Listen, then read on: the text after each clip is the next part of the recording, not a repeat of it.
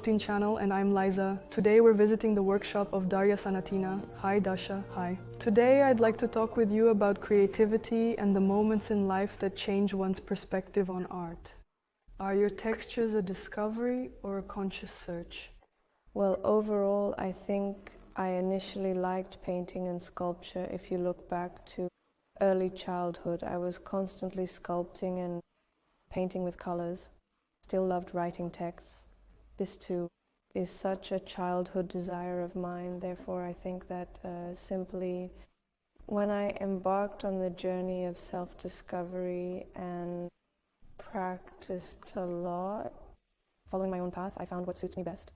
It has always been this way. Had textures, it wasn't always clothing, but I've always wanted to create textures because I wanted to pull the people I create out of the canvas as if they were three-dimensional. I wanted not just to create a picture, but to create something alive, like a living person, and bring it to life as much as possible. That's why I added sense and some descriptions of the text, the speech of these people. That's why I am passionate about infusing eyes with deep meanings and intriguing mysteries. I believe it could just be an inherent longing to bring life into existence. And of course, the volume here doesn't exclude this fact. As they say, a person is possible to transform any object into a work of art. But what do you think? Is there anything that cannot be turned into art? Not everyone can, but anything is possible to transform. And was blind drawing more of a challenge for yourself or something interesting for the viewer? At first, the idea originated as a way to challenge the stereotype that I lack artistic abilities when it comes to drawing. So I won't be coming to your masterclass, because constantly, when I was still in Yekaterinburg, when I opened the studio, we invited people. And the main phrase was, I won't attend because I lack drawing skills. And I wanted to create a workshop where a person could paint even without seeing. Create a beautiful picture. Yes. And that's why I created a video to show what this masterclass will be like. In this video, I tried painting a picture with my eyes closed for the first time. With my eyes, and it just took things in a different direction. This video was noticed on my Instagram again, and I was invited to perform at a major event, and then more and more. And in this way, a piece of my work, it first became mine, and secondly, it turned into a performance. But later I created a masterclass, which compared to the performance became such a small part. How did the idea come to you that imperfection is what makes something alive? I believe it's just, I have this one thing that bothers me. I always want to make everything perfect, both myself and the people around me. It's, so to speak, my sore spot, which is already transitioning into such a trigger, so to speak. And throughout my life, it has always been the same with paintings. I was creating something, I really liked it, but then I wanted to make it even more perfect and ended up ruining everything. That is, when we cross that line, that balance, then we are going too far into some kind of extreme and it gets ruined, it dies. And I just had this thought when, once again, I wanted to make myself perfect. I realized that everything perfect is dead. It simply doesn't exist. There is no limit to perfection. And yes, I can, for example, improve both myself and some object, but I will never bring it to perfection.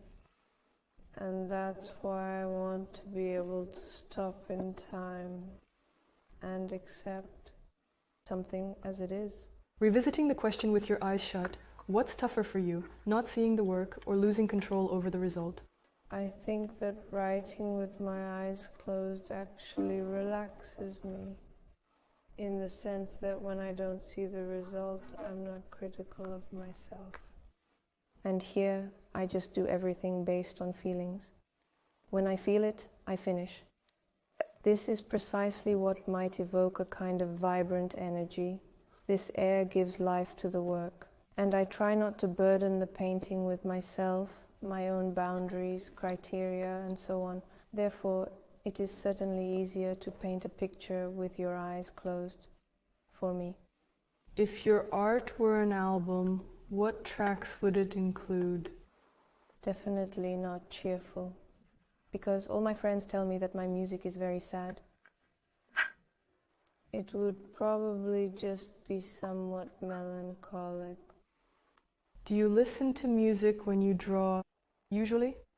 Well, I listen to a lot. Music too, yes. The experience of dealing with cancer inevitably changes a person. How has it affected your perspective on art? I can say that it just turned my world upside down, both myself and my art.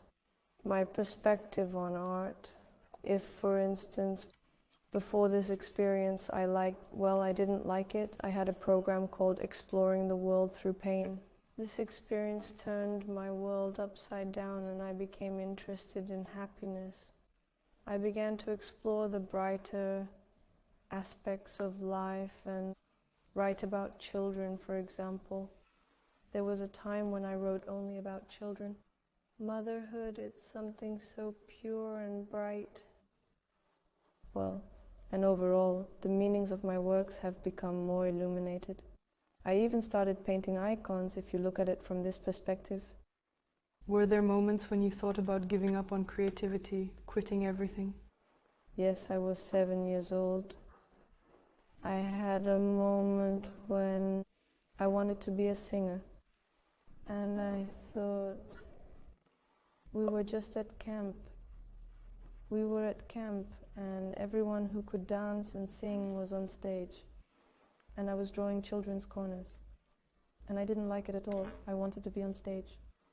I wondered why I need this drawing at all. It doesn't interest anyone and I would much rather be singing or dancing. What is the return point? I remember I even attended art school back then, and since I lost the desire to do it, I even remember they wanted to expel me from there, from art school. Yes. Why? Well, because I started causing trouble. Well, that's just another part of my personality. Is there any memorable work from your difficult period? There's this work, for example. It turns out I painted the first part of the picture on the day I learned about the diagnosis. And then I poured out all my emotions at that moment. And then a second layer of this work emerged when I painted a girl with such a, in my opinion, wise gaze. And I found meaning in my work in the fact that throughout life a person can die several times morally. From his previous layer of life there remain some scars, flaws, just like on this painting. If we come closer to it, we will see different brush strokes, different textures, imperfections from the first layer. The same goes for a person. In other words, he can change his skin over and over again, thanks to some upheavals. But he is still made up of scars and flaws that are only visible up close when we approach a person. I begin to look inside. Which of your previous creative principles have you reconsidered? Art is the artist's reflection always. And how he feels today is what he paints today. But in a month he might add other colors, other textures, and that's perfectly fine. It's simply his way of self-expression, his language. And he can improve or venture into other dimensions. Does your moral state somehow affect the work that you do? In the past I might have said yes. I used to write only when I felt bad. But now it's my life, it's my job, it's my fulfillment. Therefore, regardless of my moral state, I always write and derive great pleasure from it. Returning to the question about closed eyes, it's a colossal risk. And what's more frightening, physical limitations or the judgment of art critics? In fact, I don't take criticism of my art seriously. It always passed by. I have always had the conviction that my creativity is unique, that it is valuable. It's as if I love him so much for who he is that I defend him from all sides. And if someone doesn't like my work, if they don't love my work, then I simply don't like that person. That's all. And it's like I don't hear what he's saying. If you were offered the chance to create an art object on the ISS, what would it be? In general, I think that I have a degree in architecture, and I was told when I was designing my assignments, I was told that I could only build something in space. That's why I didn't like this place, because they clipped my wings. I believe that's wrong. Every student needs to find their own approach and be helped to follow their unique path. Each one is different. There's no need to lead everyone down the same path. Which material in your work turned out to be the most unexpected for you? It seems to me that everything is predictable for me. I have no surprises just because I don't confine myself to boundaries.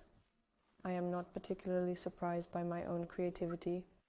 I feel like I could shove anything in there and it would be fine for me. It's more about how the audience reacts, especially those with certain creative limitations. I've always wanted to create something out of trash.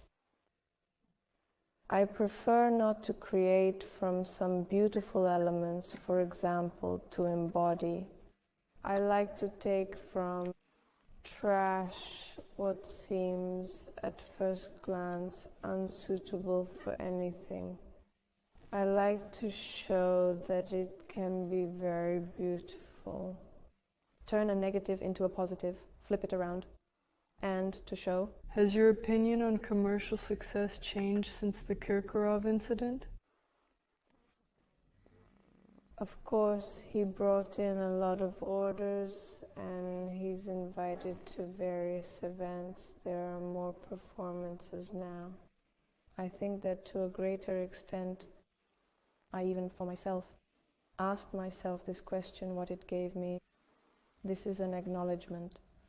I think that precisely when such periods occur, when I find it difficult, when, for example, I start doubting myself or something else, everyone has such periods.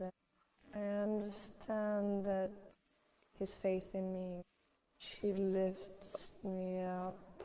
Yes, always. Do you think it's possible to be a successful artist without using social media? No, I don't think so. Perhaps even because 98% of my orders, my commercial activities come from social media. Do you have any dreams, not as an artist, but as a person? The word dream is strange. I just have something that I know will happen, and I want it. I want a family. For example, I want such a beautiful story, one that can serve as an example. In 100 years, if only one sentence about you is left in an art textbook, what would it be? What would you want that sentence to say? Well, the door says, it doesn't matter who you are, what matters is what you are about. You. This is important. In general, in my work, I want people to look inside themselves and pay attention to their soul so that they follow the path of the heart. And from this comes a great deal of everything. It's kind of the foundation. What do you think about yourself? Well, I believe that, for example, the influence of me and my work is the destruction of certain external factors in a person. Some stereotypes, some insecurities. Once again, a call for everyone to look within themselves. And I believe that my energy helps people not to be afraid of themselves, not to be embarrassed by themselves. Just as I struggle with this belief in perfection, what you want to give yourself, but sometimes can't. Yeah, right. You easily give to others. And this aspect, I think I generally do well. I manage to make people feel unique, interesting. That is, I can, for example, see in a person there, maybe not perfect, but aspects that I will sincerely admire because they are not perfect. Like their flaws, for example. And I will make sure that the person loves this flaw of theirs. So I have this trait where I can highlight certain inner aspects and make them beautiful. If you were given unlimited resources right now, but with the condition that the project must shock even yourself, what would you create? I would create a city, maybe some kind of island where everything would be beneficial for the health of the soul, so that there some education, for instance, is a topic worth mentioning. To have schools there, individuals explore their uniqueness and help them express it, so that, for example, there were many animals there, some beautiful giraffes. Perhaps animals would roam the streets and you could pet them, so that learning and self-realization for a person would come through pleasure, through relaxation. A place where there are both schools and homes, and everything is built under the sphere of discovering people's uniqueness, so that they are accepted by everyone there. To have various practices and massages, yoga, some kind of sport and drawing, to have all of that. In enriching a person, not in their degradation, but in their perfection. Would it be a closed city, or would there be some sort of selection based on certain criteria? I think it would be closed. I hadn't thought of that. If your art could convey only one emotion to the audience, what would that emotion be? Love. It's a feeling. How, in your opinion, should love be expressed? Through gratitude. You experience that moment within yourself when you are so overwhelmed with gratitude just for being alive, for being here, and gratitude for every moment. It's such a fleeting feeling, but it fills you up so much, and it gives you so much energy. Again, I believe that gratitude is what gives us even more energy for the future. That's what love is.